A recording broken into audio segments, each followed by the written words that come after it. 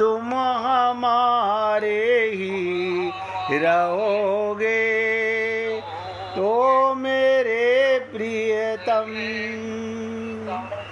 हम तुम्हारे थे प्रभु जी, हम तुम्हारे हैं, हम तुम्हारे ही रहेंगे, ओ मेरे प्रियतम। तुम हमारे थे प्रभु जी, तुम हमारे हो, तुम हमारे ही रहोगे, ओ मेरे प्रियतम। हम तुम्हारे थे प्रभु जी, हम तुम्हारे हैं, हम तुम्हारे ही रहेंगे, ओ मेरे प्रियतम। देखो, बहुत ध्यान से सुनो, गहरा प्रेम किसे बोलते हैं? आप और हम सब लोग शरीर के प्रेम को गहरा प्रेम समझते हैं, शरीर के नातेदारों को अपना सगा संबंधी समझते हैं। हाँ, अगर आप अपने माता पिता से, अपने किसी भी प्रेमी से आत्मा मान के प्रेम करते हैं तो परमात्मा का प्रेम है, वो कभी नहीं मरेगा, आपका प्रेम कभी नहीं मरेगा। अभी आप सोचें, जो कभी संसार की ओर ताकता है, संसार की ओर ताकता है, और कभी परमात्मा की ओर। क्या मतलब? मैंने कहा गहरा प्रेम किसे बोलते हैं?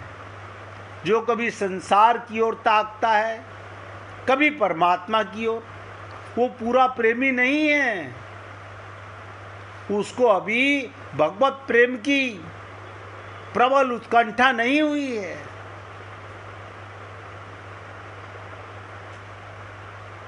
कभी संसार में लिप्त, कभी भगवान की ओर निगारता है, वो पूरा प्रेमी नहीं है। संसार रहे या जाए, एक एक शब्द ध्यान दो, संसार रहे या जाए, घर उजड़े या बसे, किसी बात की परवाह नहीं, परंतु मेरे प्रेम में कोई बाधा ना आवे, मेरे प्रेम में। और आपको एक विचित्र बात बताता हूं, आत्मा और परमात्मा का प्रेम ऐसा प्रेम है, कोई बाधा नहीं आती। सदा हमारे साथ थे भगवान, सदा हमारे साथ हैं भगवान, सदा हमारे साथ रहेंगे भगवान। लेकिन एक तरफा प्रेम है। भगवान हमसे प्रेम करते हैं, हम संसार से प्रेम करते हैं, क्योंकि हम शरीर मानते हैं, हमें आत्मज्ञान नहीं है। हमें आत्मज्ञान नहीं है। अगर आत्मज्ञान हो जाए तो परमात्मा से प्रेम हो जाए, सब में परमात्मा नजर आने लगे। आज मैंने अभी कहा आपको कि अगर माँ अपने छोटे बच्चे को मारती है तो भी उसी को गोद में घुसाती है, और वो बच्चा भी उसी की गोद में जाता है, और यदि वो पुचकारती है तो भी उसी के पास रहता है। माता की गोद को छोड़कर शिशु को और कहीं चैन नहीं पड़ता। इसी प्रकार, अब ध्यान से सुनो, इसी प्रकार से ये भक्त कौन है? भगवान का शिशु है।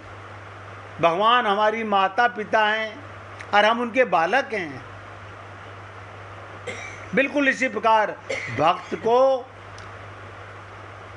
को कभी भगवान अपने छोड़कर और कहीं विश्राम नहीं है। भगवान को भी कहीं खुशी नहीं मिलती। भगवान कहते ना, अहम भक्त पराधीना, मैं पीछे पीछे चलता हूँ, चाहे वो मारे चाहे प्यार करे। बताओ, हद हो गई। चाहे वो मारे चाहे प्यार करे, भक्त एक क्षण भी उसके बिना रह नहीं सकता। हम भक्ति कर रहे हैं भगवान की या भगवान हमारी भक्ति कर रहे हैं, विचारिएगा। कोई जल्दी नहीं है, मगर सोचिएगा जरूर कि भगवान हमारी भक्ति कर रहे हैं या हम भगवान की भक्ति कर रहे हैं। देखने में तो ऐसा ही नजर आता है कि भगवान हमें कभी नहीं भूलते, हमें कभी कभी याद आते हैं। जब हमारे शरीर पर कष्ट आए, जब हमें शरीर के सुख की कोई ज़रूरत हो, हमारे परिवार पर कष्ट आए, आप जाने अनजाने में, एक विशेष बात बता रहा हूँ और आप सब खुश हो जाओगे, आप जाने अनजाने में भगवान के परिवार को अपना मानते हो। इतना तो ठीक है, भगवान का परिवार, लेकिन कंजूसी करते हो अंधा बन करके, अंधा बांटे रेवड़ी फिर अपने को दे। अगर सबसे ऐसे ही प्रेम करने लगो, सबको अपना समझने लगो, अपने भगवान का समझने लगो, तो कल्याण हो जाए।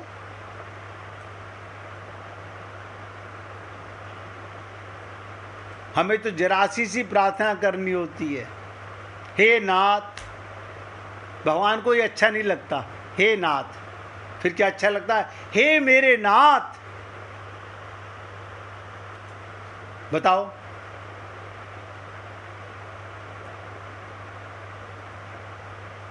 हे मेरे नाथ, हे करुणा के सागर, हम जैसे भी हैं, आप बताओ। मैंने कई बार भक्त वत्सल भगवान का नाम लिया।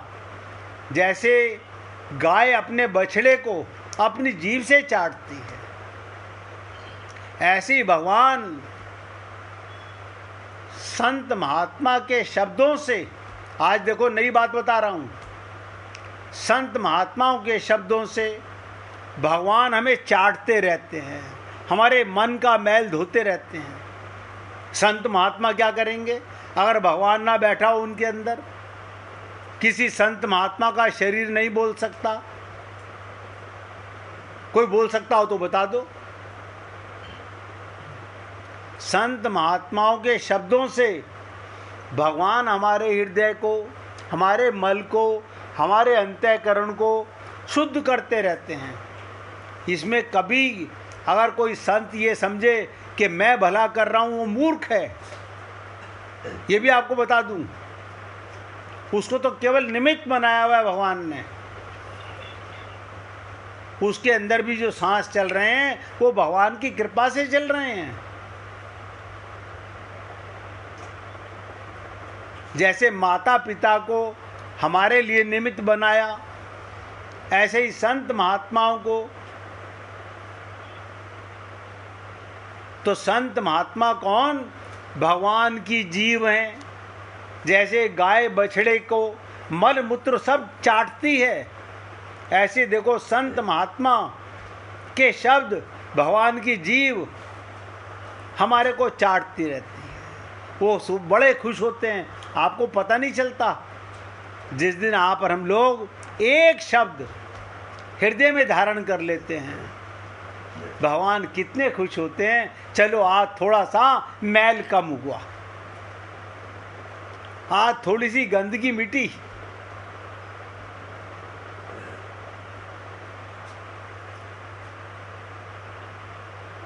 तो क्या कहा मैंने? हे करुणा के सागर, हम जैसे भी हैं आपके ही हैं। हम आपके थे नहीं, आप ही के हैं। एक क्षण के लिए भी ना भूलें। बस इस प्रकार की कृपा बनाए रखना मेरे मालिक। यानी ये भी भगवान को याद दिला रहे हैं। भगवान कहते हैं ठीक है, मैं सांस देता रहूँगा, तुम हर सांस में मेरी याद करते रहना। अब आप बताओ सांस कौन दे रहा है? विचार सकते हो। मैंने कई बार कहा सांस कौन दे रहा है?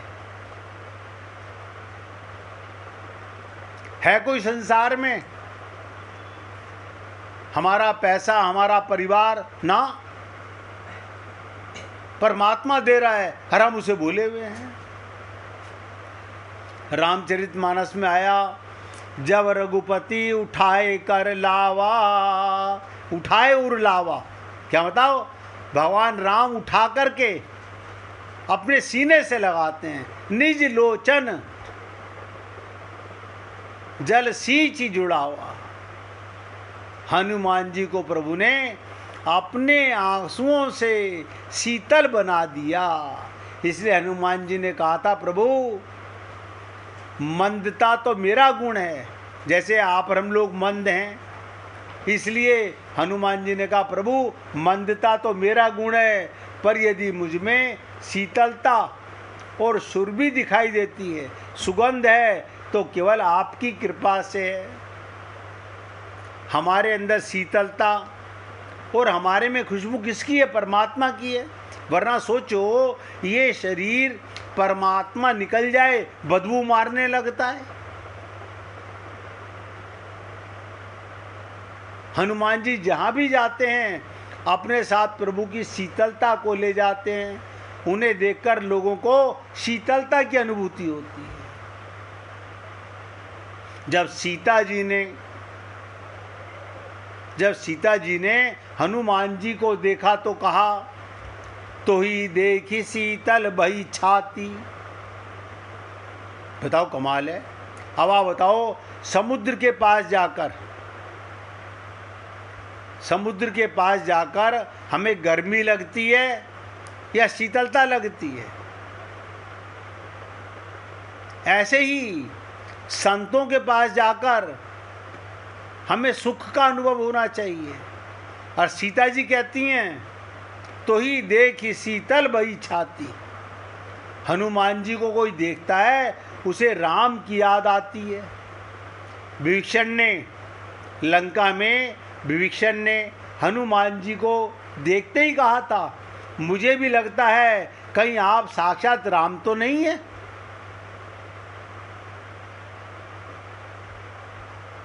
विभीषण ने लंका में जब हनुमान जी को देखा तो बोले, मुझे तो लगता है कहीं आप साक्षात राम तो नहीं हैं। विभीषण ने बड़े पते की बात कही। देखिए, पुष्प का साक्षात्कार दो प्रकार से होता है।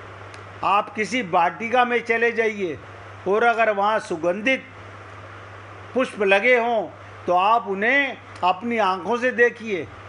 पर कभी ऐसा भी होता है, आप वाटिका में नहीं गए, आपने पुष्प के पौधे का दर्शन नहीं किया, फिर भी आपको पुष्प को पा लिया। कैसे? कहीं दूर से हवा का झोंका वाटिका के भीतर से होकर आ गया। वो गुलाब, वो चंपा, वो रजनीगंधा की सुगंध आप तक ले आया, तो आपको क्या अनुभव होता है? हनुमान जी कौन हैं? पवन हैं। अब ये कहाँ से आ रहे हैं? भगवान राम के पास से। तो किसकी सुगंध लेके आ रहे हैं?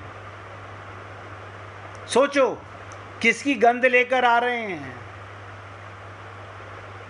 इसी प्रकार जब श्रीमद् भागवत महापुराण में रास पंचाध्याय की चर्चा की जाती है, तो उस समय आप और हम सब लोग पुष्प वाटिका में जाने के अधिकारी नहीं होते। एक एक शब्द ध्यान देना, हम अंदर एंट्री नहीं है हमारी। अरे शंकर भगवान को एंट्री नहीं मिली थी, उन्हें गोपी बनना पड़ा, हमें कैसे मिलेगी? लेकिन संत महात्माओं की कृपा से हम लोगों को बाहर सुगंध मिलती है। जैसे चंडीगढ़ से मैं अक्सर किसी काम से जाता था कंपनी के, जो चंडीगढ़ में रोज़ गार्डन के पास से जाओ और रोज़ खिले हुए हों तो बाहर ही खुशबू आने लगती थी। तो हनुमान जी में से सुगंध आ रही है, क्योंकि हनुमान जी के चित्त में राम, मन में राम, मुख में राम, श्वासों में राम आ रहे हैं। राम के पास से राम का कार्य कर रहे हैं। आप और हम लोग हैं तो भगवान के। आप और हम सब लोग भगवान के हैं, लेकिन कार्य सब अपना अपना कर रहे हैं। देखो कमाल की चीज, हम सब भी भगवान की संतान हैं, लेकिन हम ऐसे संत को कहां से पकड़ेंगे? हनुमान जी हमें प्रेरणा दे रहे हैं, आप भी तो परमात्मा से ही हो, अंदर से श्वास कहां से आ रहे हैं? परमात्मा के पास से। तो उसकी सुगंध क्यों नहीं आ रही? प्रेम क्यों नहीं बरस रहा? सबको सुखद क्यों नहीं दे पा रहे?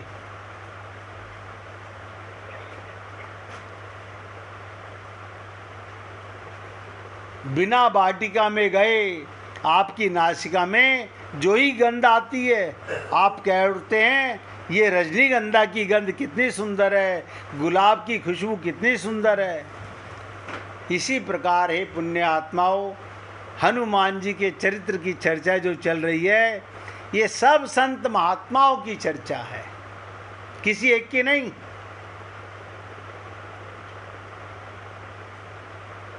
जब भक्त माल की चर्चा संत महात्मा करते हैं, उसमें क्या है, अब बहुत से लोग भक्त माल को सुनते हुए रोने लगते हैं, क्योंकि उन्हें भक्त की चर्चा सुनते हुए आंखों में आंसू आ जाते हैं, प्रेम छलकने लगता है।